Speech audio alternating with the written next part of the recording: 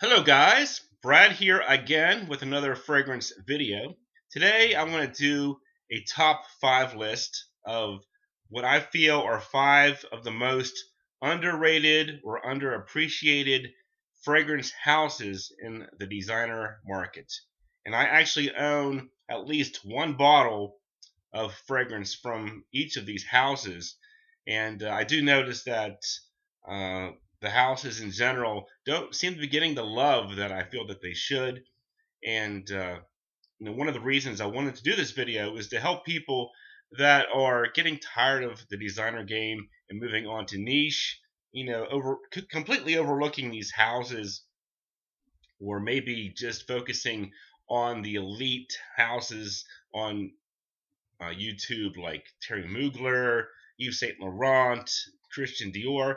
I'm not here to bash those houses, but I do think that there's a lot more to be offered in the designer game than simply those 3 or 4 houses. So let me get started with number 5, and that is the House of Joop.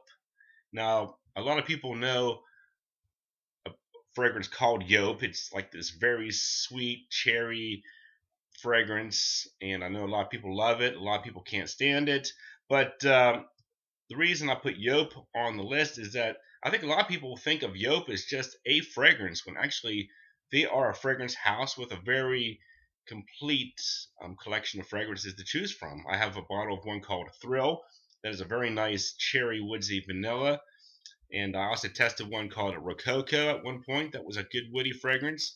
And there's several others that I may test in the future, like What About Adam is one that kind of caught my attention, like a green fragrance. So I would encourage people to take a closer look at the House of Joop. Number 4, I put Banana Republic. I'm sure many people live pretty close to a Banana Republic outlet store. I would encourage you to go in there and just check out what they have.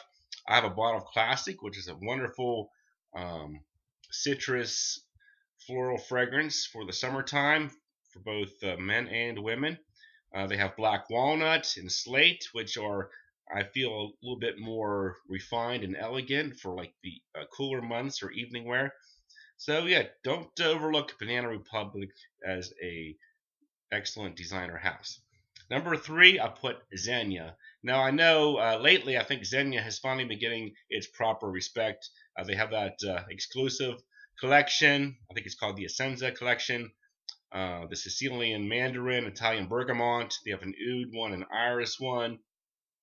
There's one with Ambrette. So it's finally getting attention there among the elite in the fragrance community, because they're coming up with better high quality fragrances, and the Uomo that they came out with has been getting some attention. But I think people need to go back and look at some of their older releases like Forte or Intenso or Zegna Z, which are all worth checking out as well. Number 2, I put the House of Kenzo. Now, I think a lot of people, when they think of Japanese designers, they're going to think Issey Miyake. And I know low de say, but Issey Miyake is a very popular summer fragrance.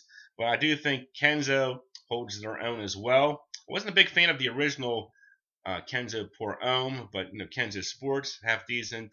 Kenzo Boise, Low Park Kenzo, and Low Park Kenzo Indigo Edition are pretty good ones as well. So yeah, don't overlook Kenzo um, as an excellent designer house for the spring and summer, especially.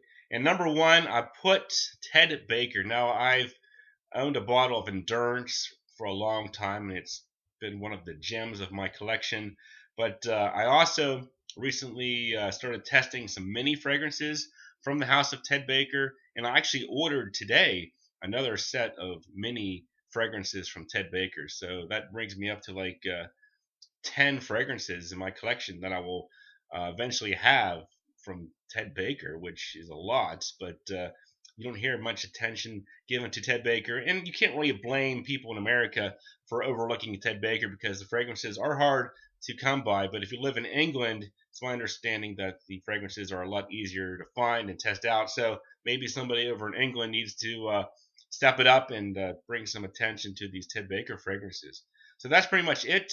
Let me know what you think of my 5 choices down below in the comments section. If you have a house that you think is overlooked, whatever it could be, maybe iceberg or um, something like that. One of those smaller designer houses that nobody talks about.